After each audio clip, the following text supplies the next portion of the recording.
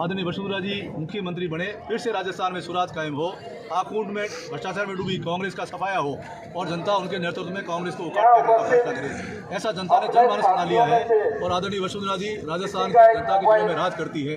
उन्होंने अंतिम ढाणी तक, अंतिम व्यक्ति तक सबको संभाला है और सबको समस्याओं का समाधान किया है। इसलिए राजस्थान की जनता में आदरणीय वसुंधरा जी लोकप्रिय है, यशस्वी है और उनका राजस्थान में करिश्मा। कहीं न कहीं एक बात सुनने को मिलती है कि राजस्थान की बीजेपी पार्टी वो दो खेमों में बंटी हुई।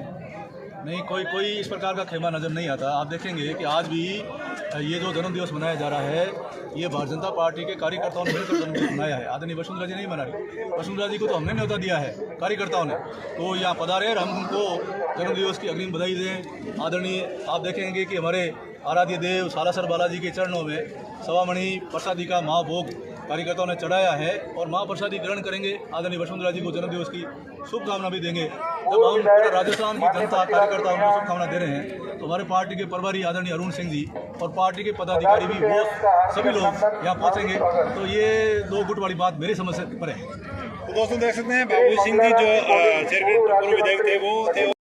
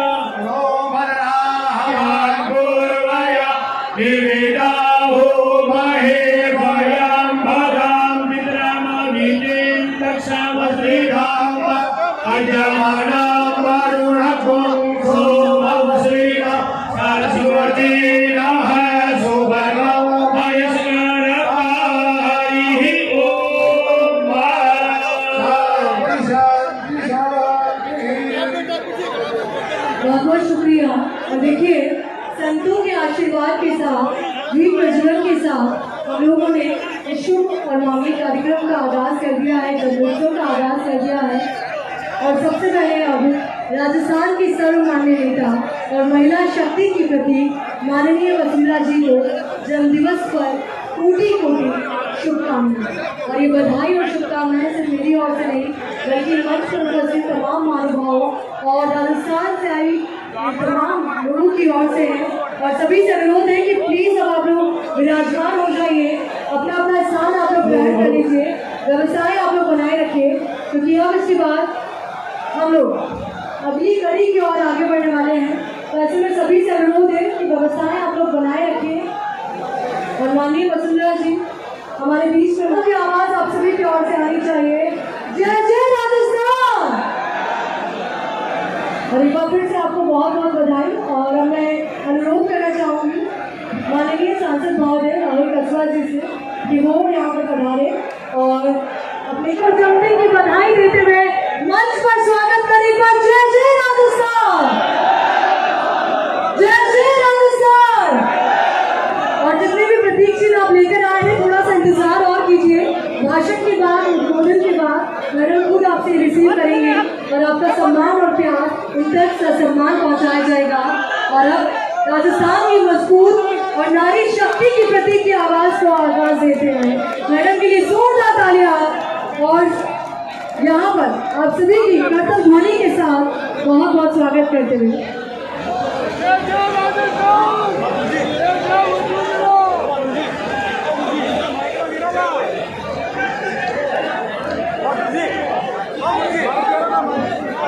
स्वागत, ये प्यार, ये उत्साह सभी की ओर से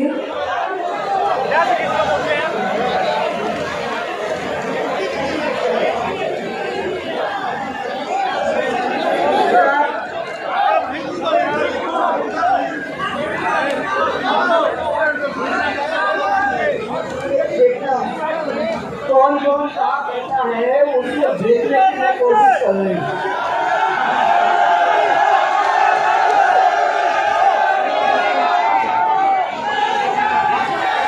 मेरे साथ आप जोरदार नारा देंगे, जोरदार बोलिए बजरंग बली की जय, बजरंग बली की जय, बालाजी की जय, जय श्री राम। आज सुबह अब मैं आपसे पूछने वाली हूँ, अगर 5-10 मिनट के लिए आप लोग शांत हो जाओगे तो मैं अपनी बात कर सकूंगी। 10 मिनट से ज्यादा नहीं रखूंगी, आप लोग सुनने को तैयार हो क्या?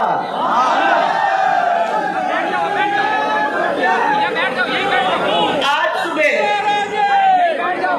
जब मैं उठी तो बादल कड़क रहे थे, काले काले बादल सब कुछ छाया हुआ था और मैं भगवान बजरंगबली के नतमस्तक होके मैंने कहा कि महाराज आपकी नगरी में हम सब दूर दूर से आए हैं, इतने दूर दूर से आए हैं और आज आप बारिश करा रहे हो। ये मैं जितना भी धन्यवाद दूंगी आपको वो कमी रहेगा, क्योंकि ये क्षेत्र वो क्षेत्र है जहाँ कभी बारिश नहीं आता है और हनुमान जी ने हमारे पूरे परिवार को आशीर्वाद दे दिया आज सुबह बूंदाबांदी करके।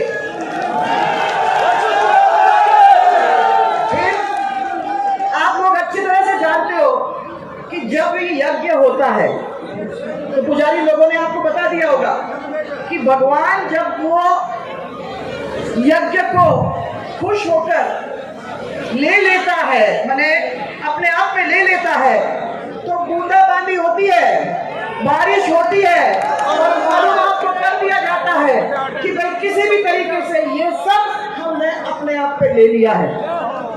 ये आज मेरा बहुत बड़ा सौभाग्य है कि मेरे इस मंच पर इतने सारे साधु संत बैठे हुए हैं। मेरा बहुत बड़ा सौभाग्य है कि मेरे साथ इस मंच पर बैठे हुए मेरे सहयोगी गण, विधायक, पूर्व विधायक, एमपी, पूर्ण एमपी, हमारी पार्टी के पदाधिकारी, ऐसे ऐसे लोग जिनके साथ मेरी जिंदगी राजनैतिक शुरू हुई थी। अभी कैलाश मेघवाल जी बैठे हुए हैं आपके सामने, तो आपको दिखाई दे रहा है कहां से कहां हम लोग निकल के आए।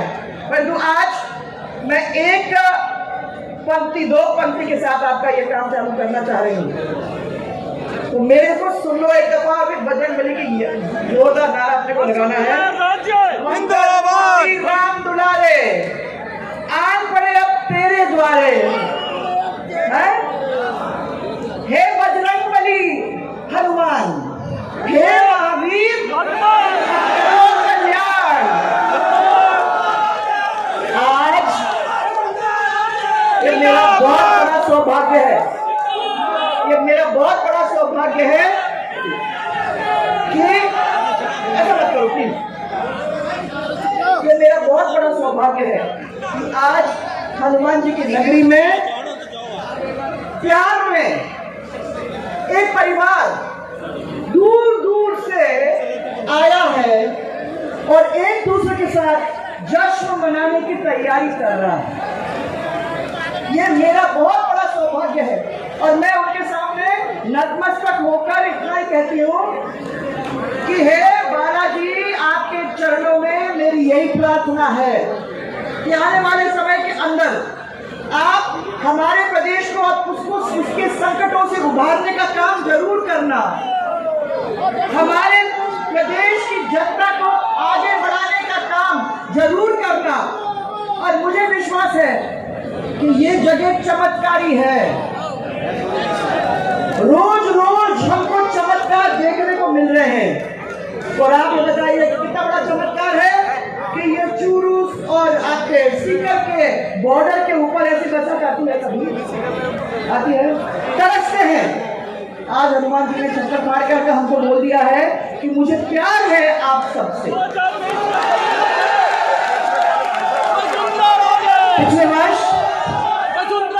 पिछले वर्ष भी ये सालगिरह मैंने केशवराज पाटन में मनाई थी। उसके पहले गिरिराज जी महाराज के यहाँ गई थी। और इस बार हमारे भगवान सालासर भगवान के चरणों में हम लोगों को सबको मिलने का मौका मिल रहा है। ये सालगिरह मनाने का समय नहीं है भाइयों बहनों, मैं सालगिरह नहीं मना रही हूँ।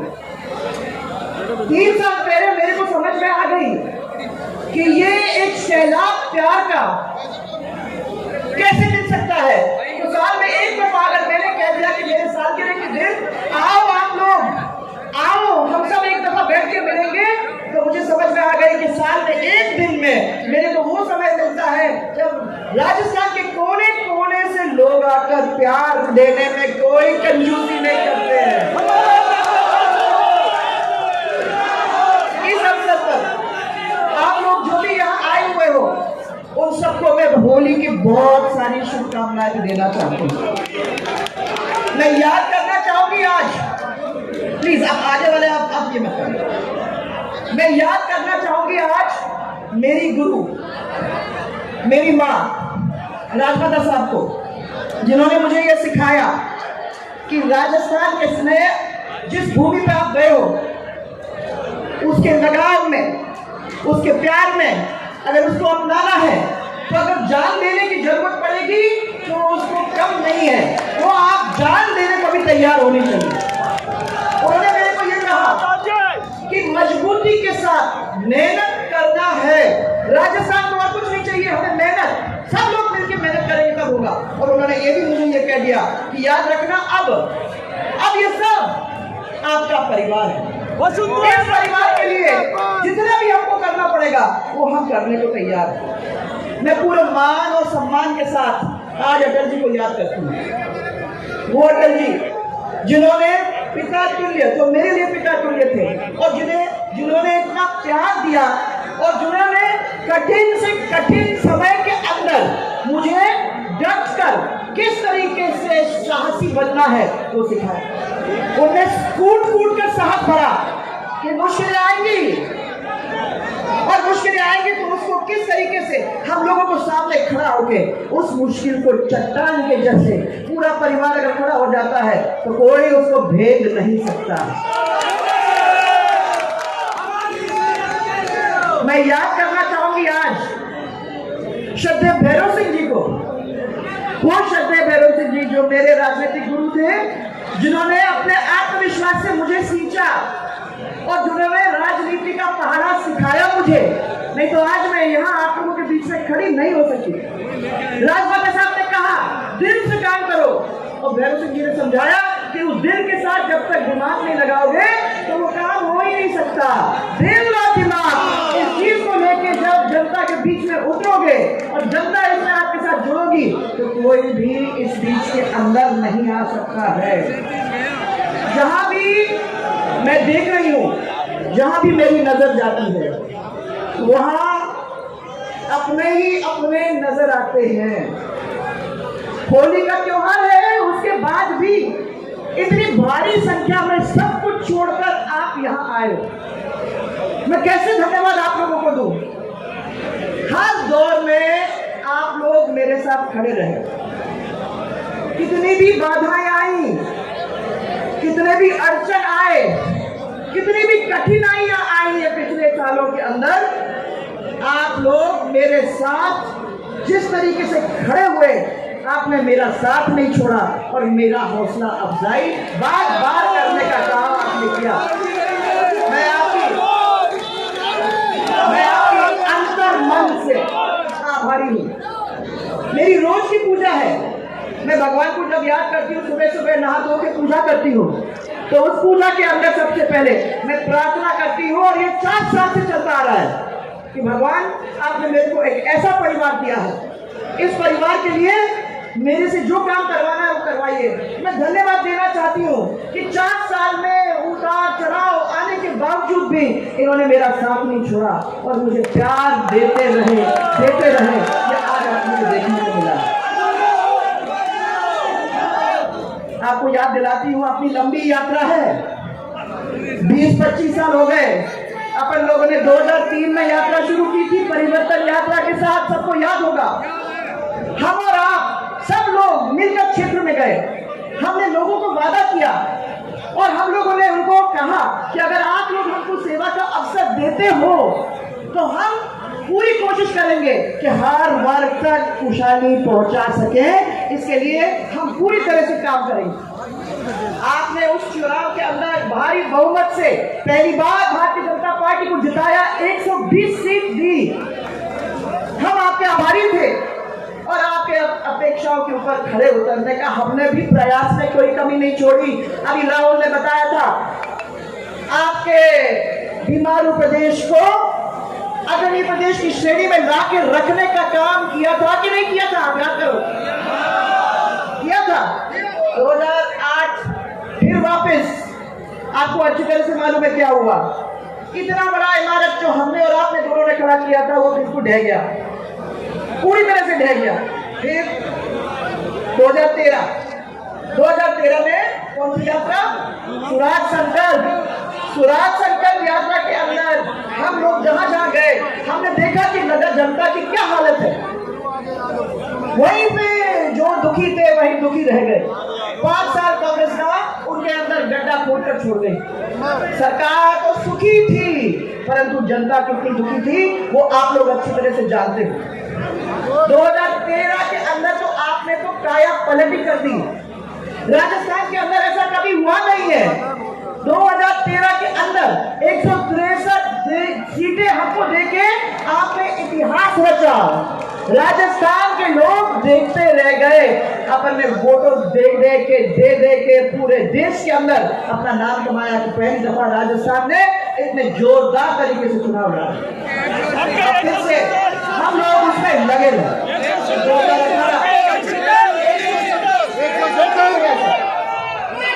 मैं आपको ये कहना चाह रही हूँ कि फिर हम लोगों ने एक समृद्ध और संपन्न राज्य बनाने की कोशिश की और आप लोगों ने दोनों बार 25 सीटें देकर हमको राज्य दिल्ली के अंदर बनाने का काम किया। मोदी जी की सरकार बिठाने का आप लोगों ने मिलकर काम किया। फिर 2018 में झूठा झांसा, याद है वो झांसा? क्या हुआ उस झांसे का? झांसा झूठा। फिर से राज्य तेजी से नीचे आया। जिनको हम लोगों ने जनता की सुरक्षा के लिए जिता के भेजा था, आपको याद होगा, वो अपनी सुरक्षा में लग गए। और क्या किया इन्होंने अपनी योजनाएं, हमारी योजनाएं जो भी थी आपकी और हमारी, उन सब योजनाओं को बंद करने का काम किया, नाम बदलने का काम कर दिया। सबसे बड़ी योजना हमारी थी भामाशाह नारी सशक्तिकरण योजना। ये पहली ऐसी थी जिस दुनिया के अंदर, जिसके अंदर महिला को मुखिया बनाकर, महिला को आगे कर परिवार को सशक्त करने का काम हम लोगों ने किया। उस इतने बड़े स्कीम को बंद करने का इन लोगों ने काम किया। जरूरतमंद लोगों को हमने तय किया कि भामाशाह स्वास्थ्य बीमा योजना के अंतर्गत हम फिर से मजबूत बनाने का कोशिश करेंगे। हमने उस योजना को शुरू की तो इन्होंने उसको नाम बदल के चिरंजीवी योजना नामक एक स्कीम तैयार कर दी। अरे भाइयों, ये सुन लो, मैं आंकड़े अभी देख के आई हूँ। इस योजना के अंदर 33 लाख मरीजों में से सिर्फ 100 मरीजों को पूरा क्लेम मिला है। कितने? 33 लाख में सिर्फ 100 मरीज को मिला। और 2021 से लेकर अब तक आप मानोगे नहीं, 11,500 रुपए भी इस योजना के अंदर किसी एक मरीज के ऊपर खर्चा नहीं हुआ है। ये आप लोगों को झांसा दे के बताते हैं। और अभी उन्होंने कहा कि 10 लाख रुपए अंदर हम लोगों के मरीजों का स्वास्थ्य के लिए हम पैसा देंगे, तो 10 लाख रुपए क्या 11,000 11,500 तक भी एक आदमी के ऊपर खर्च नहीं हुए। तो ये घोषणा क्यों करते हैं भाइयों? 10 लाख, अभी बजट के अंदर 25 लाख। जब 10 लाख का कोई काम नहीं तो 25 लाख क्या करेगा? अरे घोषणा करना है तो 50 लाख, 1 करोड़, 2 करोड़, 50 करोड़ दे दो ना, और कह देना कि मैंने इतना अच्छा बजट दिया है। मैं आपको ये भी बता दूं, बड़े बड़े प्राइवेट अस्पताल के अंदर इनका कोई भी मरीज का इलाज नहीं हो रहा है, कोई भी नहीं। आप पूछ लेना किसी से भी, हमारी योजना के अंदर हर अस्पताल के अंदर आदमी की यहाँ वहाँ मैंने ट्रीटमेंट होता है और सबका इलाज हुआ, और साथ साथ में लाखों ने उसका लाभ उठाया। अभी अभी मैंने अखबार में पढ़ा, सिरोही के अंदर 1 महीने के शिशु को कुत्तों ने नोच करके खा लिया। यह है आपका चिरंजीवी का प्लान। कितने शर्म की बात है। अभी अभी मैं बताऊं, जब माँ बाप अपने बच्चों का सोचते हैं, वो अपने बच्चे का उज्जवल भविष्य का सोचते हैं। वो चाहते हैं कि हमारा सपना पूरा हो, हमारा बच्चा बड़ा हो, उसको नौकरी मिले। पर जब वो बच्चा बड़ा होता है और वो ये प्रतियोगी परीक्षा के अंदर बैठता है, और अगर उसका पेपर लीक हो जाता है और उसकी जीवन भर की मेहनत खत्म हो जाती है, तो समझो उनके दिल पर क्या गुजरती है, आप उसको समझ अच्छी तरह से सकते हो। इस सरकार ने एक बार नहीं भाइयों, 20 बार ये काम आपको करके दिखाया है। सरकारी भर्तियों की पारदर्शिता तो बिल्कुल तितर-बितर हो गई है, आप लोग अच्छी तरह से जानते हो। युवा बेरोजगार याचक बनकर न्याय मांग रहा है सरकार के सामने हाथ जोड़कर, और सरकार उसका कुछ नहीं कर रही। मास्टरमाइंड कौन है हम सब जानते हैं, सरकार भी जानती है, परंतु उसको कोई पकड़ नहीं रहा है। ऊपर से मुख्यमंत्री ये कहते हैं कि 3.5 लाख लोगों को हमने नौकरी दी है। सरकारी नौकरी उनने दी है क्या? अरे हम कह रहे हैं कि अगर ये सच है तो उनका नाम और पता सरकारी वेबसाइट पर क्यों नहीं डालते? जिस तरीके से हमने डाला था उस तरीके से अगर ये डाल देंगे तो 1 लाख तक भी नहीं मिली है आज तक। अब वैकेंसी कब निकलेगी भाई, नौकरी कब देंगे? ये हाहाकार मचा हुआ है सब दूर, और कोई सरकार के अंदर ऐसा नहीं है जिसको किसी भी तरीके का सोच नहीं है। आज भाइयों राष्ट्रीय सुरक्षा दिवस है, मजाक है, राष्ट्रीय सुरक्षा दिवस। 4.5 साल ऐसे हो गए, सरकार को तो हमने झेला ही झेला है, और कोई ये सरकार के अंदर किसी भी तरीके से सुरक्षित नहीं है। न महिला सुरक्षित, न दलित सुरक्षित, न व्यापारी सुरक्षित, वसुंधरा राजे जिंदाबाद जिंदाबाद जिंदाबाद, वसुंधरा राजे जिंदाबाद जिंदाबाद जिंदाबाद, वसुंधरा राजे जिंदाबाद जिंदाबाद, वसुंधरा राजे जिंदाबाद जिंदाबाद, आज का प्रोग्राम मना रहा है। जिंदाबाद जिंदाबाद, राजस्थान के अंदर अराजकता, अन्याय, बेरोजगारी और जनता खून के आंसू पी रही है। यह स्थिति आज राजस्थान के अंदर है। काय लूटपाट, दुष्कर्म, दलित अत्याचार, डकैती, धार्मिक उन्माद और गैंग वॉर, मैंने आसपास के दूसरे जो स्टेट है वहां के सब अपराधी राजस्थान के अंदर शरणस्थली बनाकर यहाँ पहुंच गए हैं। क्या बचा है भाइयों बहनों? जनता जाए तो जाए कहां, किसके पास जाए, किससे न्याय मांगे? राजस्थान जल रहा है, मुख्यमंत्री चैन की नींद सो रहे हैं। उन्हें ये अंदाज नहीं है कि जनता का आक्रोश उनकी कुर्सी तक पहुंच गया है, और कुछ ही दिनों के अंदर ना उनकी कुर्सी बचेगी और ना उनकी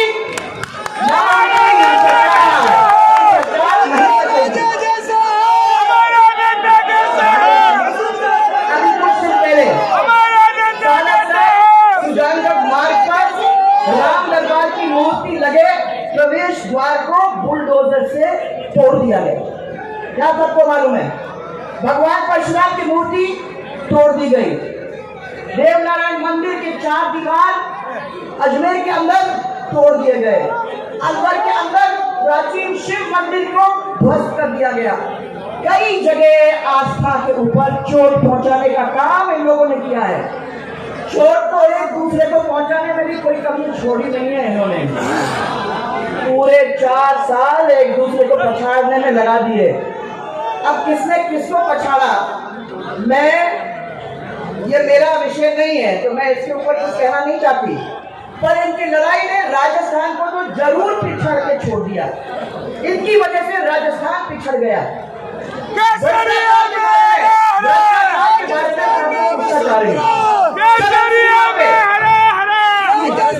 भ्रष्टाचार सब चीजों पे पहुंच गया है। छोटे से छोटा काम, या मेरे को किसान मिले थे, छोटे से छोटा काम बिना पैसे के नहीं होता है। हर आदमी के पास किसी भी अफसर में जाओ, किसी भी दफ्तर में जाओ, कि पेपर लेने की जरूरत है, कोर्ट में जाने की जरूरत है, कहीं भी आपको छोटे छोटे काम की जरूरत है, वहां आपको बिना पैसे के कोई काम होता नहीं। भाई आप ये समझिए कि सीएजी की रिपोर्ट में ये कहा गया है कि अवैध खनन राजस्थान के अंदर सब दूर फैला हुआ है और करोड़ों रुपया खाया जा रहा है लोगों के द्वारा। ये आप अच्छी तरह से जानते हो। अब आंकड़े उठा के सब देख लीजिए कि राजस्थान के अंदर कितना भ्रष्टाचार है। पूरे देश के अंदर अगर कोई प्रदेश टॉप है तो कौन है? राजस्थान।